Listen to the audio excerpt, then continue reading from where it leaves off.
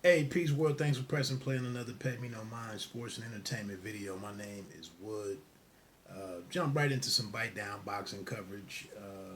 Oh, awesome night of sports last night. Pretty decent, a pretty good card on Showtime Boxing, headlined by Lipinets and Castillo-Clayton from Nova Scotia. We'll get to that in just a second, but there was also the walk off. My Dodgers, so close.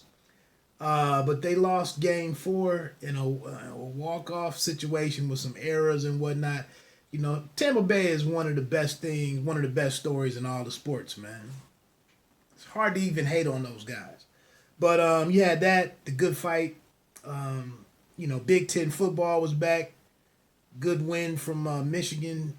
Excellent outing for the damn Buckeyes. What's new?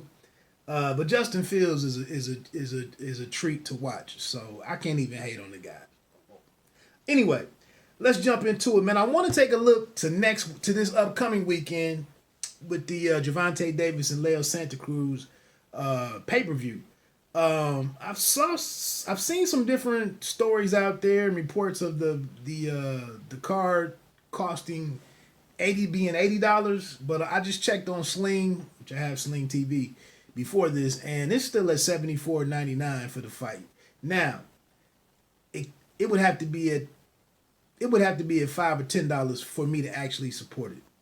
It's just a fact. Now, what I did see yesterday is I didn't realize that Gervonta Davis has an endorsement deal with Box Raw, which is a pretty decent, pretty solid apparel maker that focuses on boxing. They have a line of a small lines that's themed for Gervonta Davis and his ape icon or emoji that he likes to use on social media. It's like they have some bottoms, some tops, some hoodies, I think, and some shorts. I was thinking about copping the hoodie. It's about $89, but I might show my support that way because I do like Gervonta as a boxer, as a talent. I really do. I just don't like the way his career is being steered. In this fight right here, this is a little bit of boxing inception that I did not want this fight. I don't want this fight. There's really no mystery in the outcome of this fight. I just no disrespect to Leo Santa Cruz and what he's accomplished in the game, but I don't have any interest in this fight, especially when I just saw 23-year-old Teofimo Lopez take on a guy who was regarded as a top two, top three, or the man in the pound for pound discussion. And now you come back with this. It was 3 years. What is it, 3 years ago? 3.5 years ago, where Davis fought Pedraja and kind of had this hello world moment.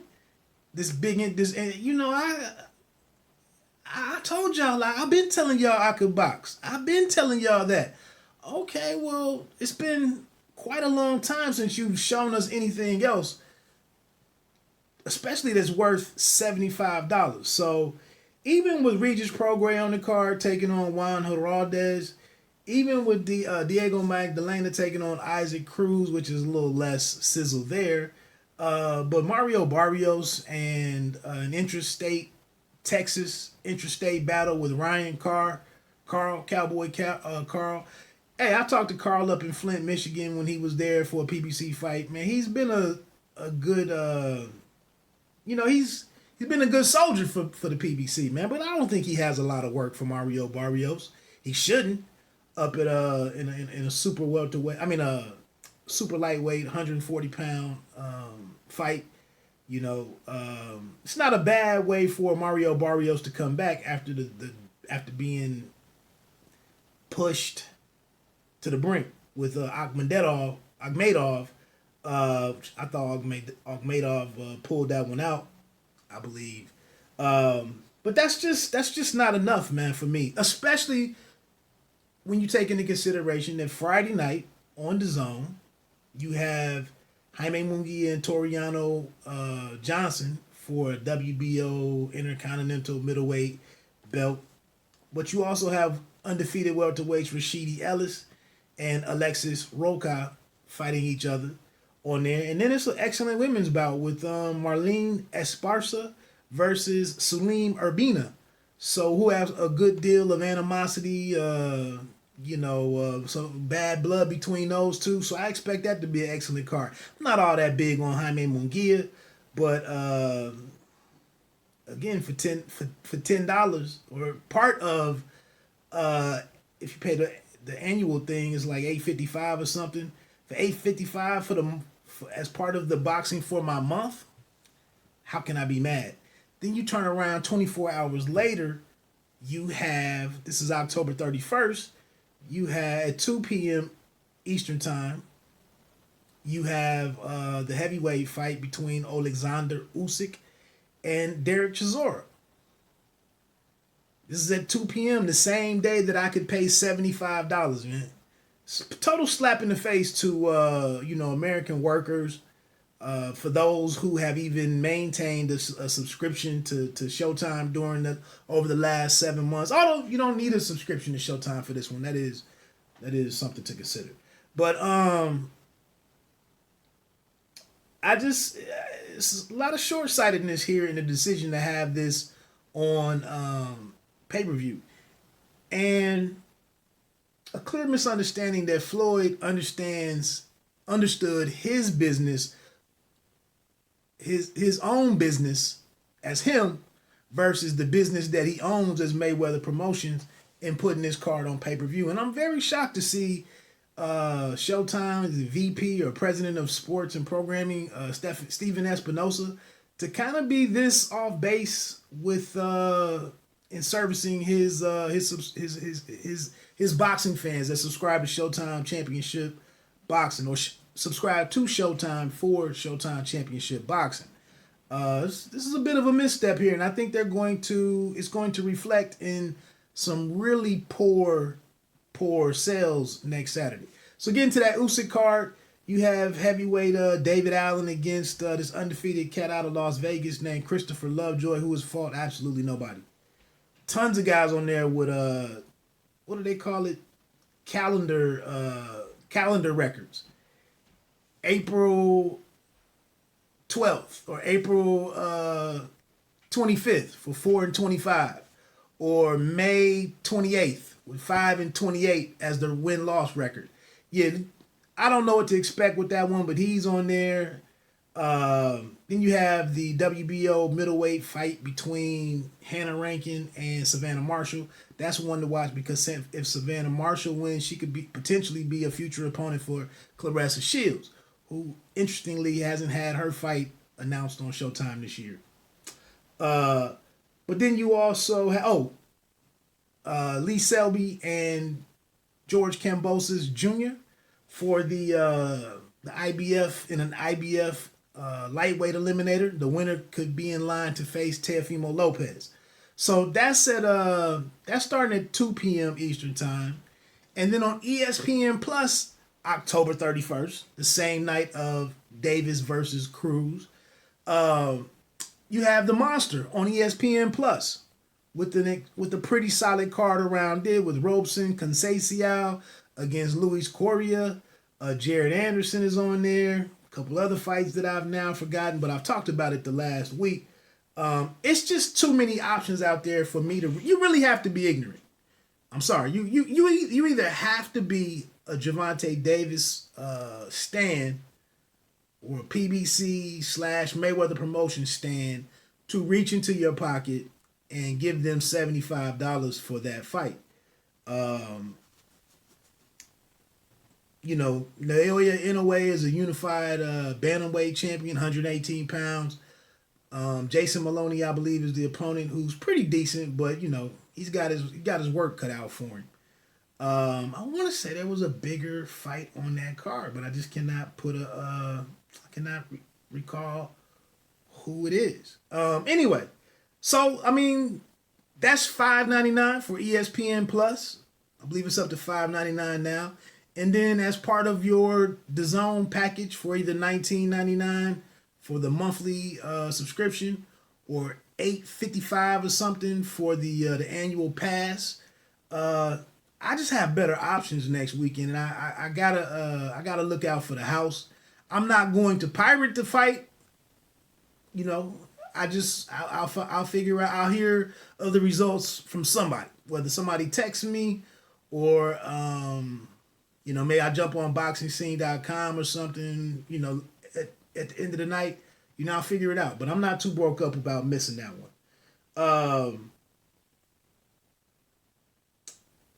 So, where I'm at, 10:30. Last night's card. I told you it was going to be a pretty good card. I thought it was an excellent Saturday night of boxing. We'll get to the main event with Sergey Lipinets versus Malik-Clayton. Let's start with the opener, which was the Charm City's own Malik Hawkins, a prospect at 140 who things fell apart very quickly for him. He came out in the first round jabbing well, moving well, evading the pressure of Subriel Matias, who just seemed to be caught off guard a little bit. Hadn't fought since February when he lost his first fight, and Hawkins had some decent moments. But going into the second, man, Matias had tasted Hawkins' power. He adjusted to his. He had an answer for his length and his legs, and was just like, "I'm going to come forward and beat you up, young man. I am going to smack fire out you." I mean, it was a very disrespectful performance in terms of just walking to him with his hands down, just getting to him and unloading. Went to work with the left hand, was catching him with left hooks inside from mid-range, just catching him clearly. You start to see the damage build up on the face of Hawkins. I think that the female physician came out and evaluated Hawkins after the fourth round or something, before the start of the fourth round, I think. And then after the sixth round, when he was knocked down in the fifth with the punch behind the head, scored a knockdown for Matias. And then I think in the sixth, or after the sixth, the male doctor came up to take a look at him and then leaned forward and just had to tell him that, look, we can't continue to let you to take this. I also thought the commentary in the corner from Hawkins was very interesting from trainer Kenny Ellis.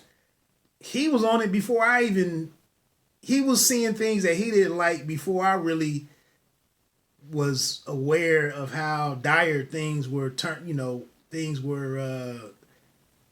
for Hawkins. And I credit to the team, man. They were on everything. They were on the PBC podcast. They did a live or a video on Inside the Ropes with Luke. You could tell they gracious enough to give me some time for a live stream month and a half ago. They were on a couple other things on online. So it was really meant to be a coming out party, man. But Matias looked nothing like the guy who lost that fight in February at Wilder Fury 2. And he had sparred, Jerome Ennis. They came out and said that he sparred Terrence Crawford. That just goes to show you how different it is under the real lights. Also, I was sitting here watching last night, like, how tough was Maxim Dadashev, who I was at that fight at MGM National Harbor in Oxon Hill, Maryland. And to think that Dadashev withstood, Matias's power and work rate, volume, into the 10th or 11th round. It cost him his life, unfortunately. But that was just a disrespectful performance. How you go. That's how you go get it, and you show somebody that they don't belong in the ring with you. We'll see what happens next for Team Hawkins. Moving into the co-main, Sacramento, California, Xavier Martinez. I was really excited to see what was next for this kid. He was on a 7-fight knockout streak. And he was stepping it up here, even though Inoue-Maloney was coming up to super featherweight for the first time in a while. I think he had another fight at 128 or something within 5 or 6 fights ago. But Martinez was handling him through the first 5 or 6 rounds. Even so much so in the 7th round, I believe, was where Claudio-Marrero was like, that was your work. That work was beautiful after he had teed off on him in the center of the ring a couple times. Funny thing was Martinez is not really, people will probably label him flat-footed or heavy-footed, but he does what works for him, and he's really a pretty efficient fighter. But in the 8th round, I believe it was the 8th, he was dropped twice. Hell of an execution, great execution from Marrero to set up the first knockdown with the right hand. Went downstairs real quick and then came over. He was a southpaw, and then he came over the top of Martinez's left hand, dropped him. A couple minutes later, he dropped him again, and then for some reason, with 2 minutes left, he dropped him within 20 seconds, I believe. The first time, within 20 seconds of the start of the round. Has him dropped again before we get out of the first minute. And then for the next 2 minutes, you let this kid who was facing adversity for the first time in his career, and you don't, now he punched himself out a little bit over the next 30 or 40 seconds or so. He punched himself out, I believe, and that kind of, hurt him. But, shout to Martinez, because I talk about this all the time with some of these guys. These young guys get hurt and they don't have any survival skills. They don't know how to salvage their career. Their career is on the line when you're a prospect and you get hurt for the first time. All right, so I ran out of space, I guess, and had to stop that. So I have to edit this together. I don't know how it's going to turn out, but let's finish it up, man. I was speaking about Xavier Martinez winning his WBA eliminator, 130-pound super featherweight. The eliminator against Claudio-Marrero. And I'm just finishing up on that one. I didn't understand how you could create that moment of panic for the young man and then fail to capitalize on it, over the next 4 rounds. And I tip my cap. I was just mentioning this. Now I know where I was. These young guys don't know how to survive, and they lose their whole career, or they take a major setback because when they finally get hurt, we learn that we learn what the unknowns were. They didn't know that they had this issue. They didn't know how they would fight back. We didn't know what kind of competitive spirit that they had. And Martinez showed me some things. I mean, it may be a mark on him in terms of he there could be questions about his chin, but he showed me that he's scrappy enough, that he has enough dog in him that whatever situation I find myself in here, I'll figure out a way to overcome it. They have that saying, a lot of these fighters had this saying about, you throw me to the wolves and I come back as the leader of the pack or the pack leader or something. And this is one of those, like I said, this is a very coming of age moment, to come back from being hurt like that, have the slower ninth round, and then the 10th, 11th, and 12th, and even in the early part of the 12th, to really take the fight to Marrero. So shout out to him in picking up that win. Seems like a pretty fairly well-rounded kid. As hot as he was, as he's become, it still seems like he's coachable, he's receptive to training, and kind of really well-grounded. We'll see what's next for him, where winning that eliminator takes him. Getting into this main event so I can jump off of here, man. I told you that Malik-Clayton was going to be a better opponent than Quadratilo Abdukakharov. I'm not the biggest fan of Sergey Lipinets in the sense that I just see him as a very tough fighter, a very solid out for anybody on any given night. But against other world-class fighters, against elites, I think he's just a tad below those guys. He had Mikey Garcia hurt, but here You know, I'm not mad at the decision. Clayton won one of the cards. The other two cards were 114, 114.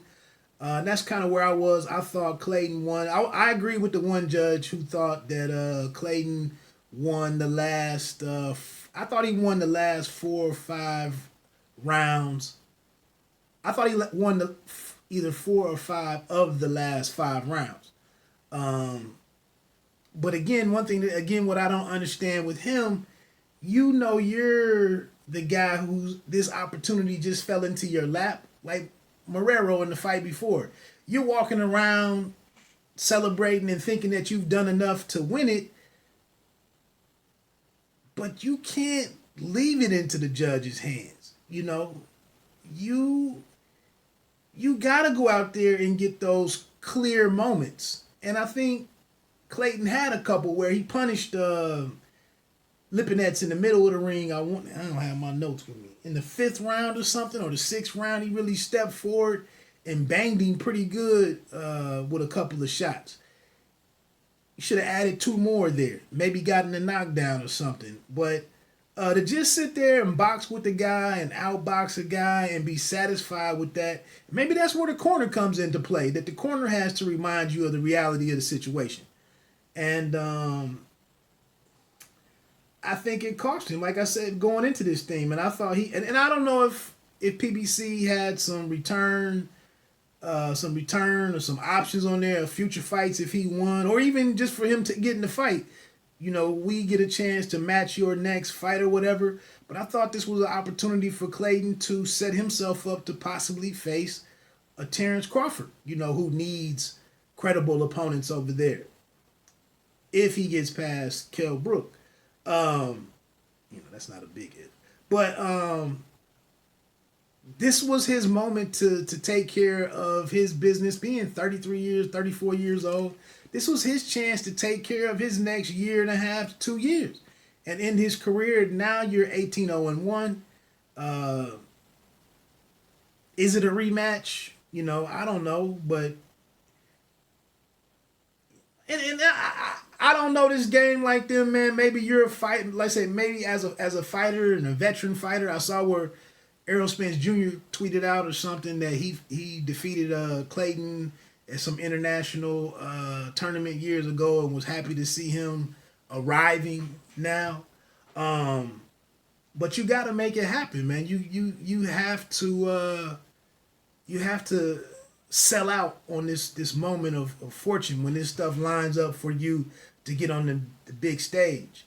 And I thought he kind of he let it get to the judge's hands. Now that's about it, man. I'll end it at that. Good showing for him. I actually caught him on either CBS Sports last year or NBC Sports or something. There was a card on there, and I caught him, and I was like, damn, this dude isn't bad.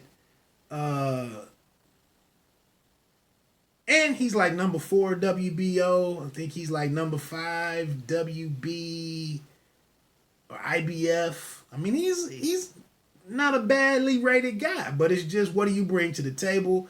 How can you overcome the business obstacles to get the right fights?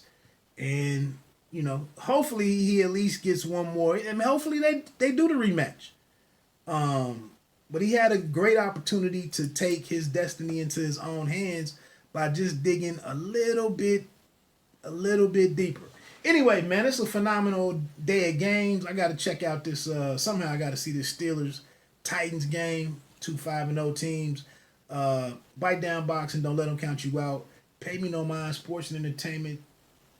You don't have to be great to start, but you have to start to be great. That's it, man. I'm out. Peace.